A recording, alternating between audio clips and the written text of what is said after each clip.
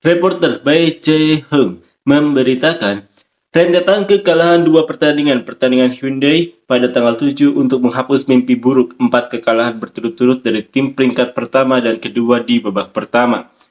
Kesalahan yang melemahkan kekuatan kedua senjata itu harus dikurangi. 13 kemenangan berturut-turut diikuti oleh 2 kekalahan berturut-turut. Sang manajer menghadapi krisis keduanya musim ini. Jeong Kwan-chang kalah dari Hankook Life Insurance dengan skor 1-3 dalam pertandingan tandang yang diadakan di Incheon Samsung Road Gymnasium pada tanggal 2. Tim terdepan Hankook menyapu bersih ketiga poin dan Jeong Kwan-chang hanya bisa menyaksikan tanpa daya ketika lawan mereka sekali lagi tertinggal. Dengan kekalahan ini, peringkat ketiga Jeong Kwan-chang tertinggal 11 poin di belakang Hankook saat memasuki ronde kelima. Peluang untuk finish pertama di liga reguler juga telah turun secara signifikan dalam waktu singkat. Jeong Kwan-chang mengalahkan Pepper pada tanggal 26 bulan lalu dan mencatatkan 13 kemenangan beruntun.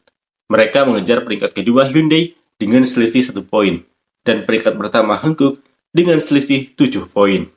Jeong Kwan-chang berusaha memenangkan pertandingannya yang ke-14 berturut-turut melawan Hankook pada tanggal 30, tetapi kalah dalam pertandingan set penuh yang ketat, dan juga kalah dalam pertandingan balasan 3 hari kemudian. Mereka kehilangan 2 kesempatan untuk mempersempit kesenjangan dengan Hankook. Kesenjangan dengan Hyundai, yang memainkan 1 pertandingan lebih sedikit, melebar menjadi 3 poin.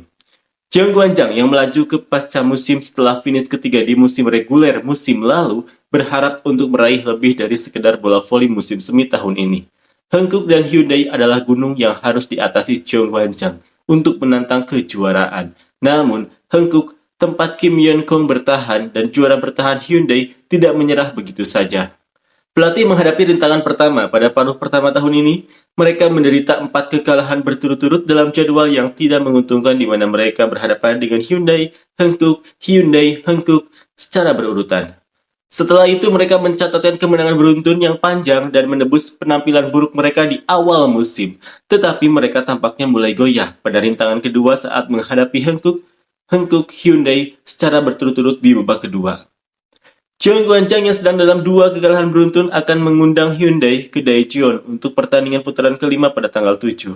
Jika mereka gagal lolos dari kekalahan beruntun nanti, akan semakin sulit untuk mengejar posisi teratas bahkan posisi kedua. Ini adalah pertandingan yang harus dimenangkan oleh pelatih kepala yang berharap untuk mendapat peringkat lebih tinggi dari posisi ketiga.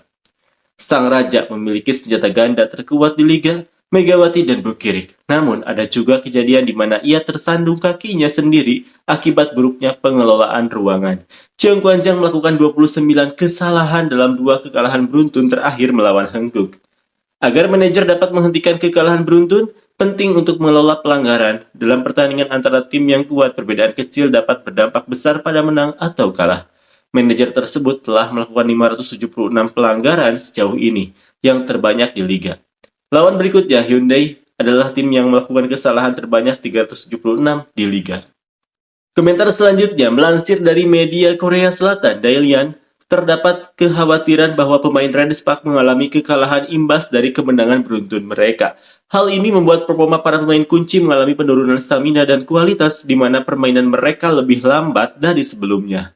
Permainan yang lebih lambat serta rasa lelah yang tak bisa disembunyikan membuat para pemain terus membuat banyak kesalahan. Bahkan Red Spark tercatat telah melakukan 29 boom seal saat laga kedua melawan Pink Spiders, sedangkan pada laga sebelumnya mencatatkan 31 boom seal.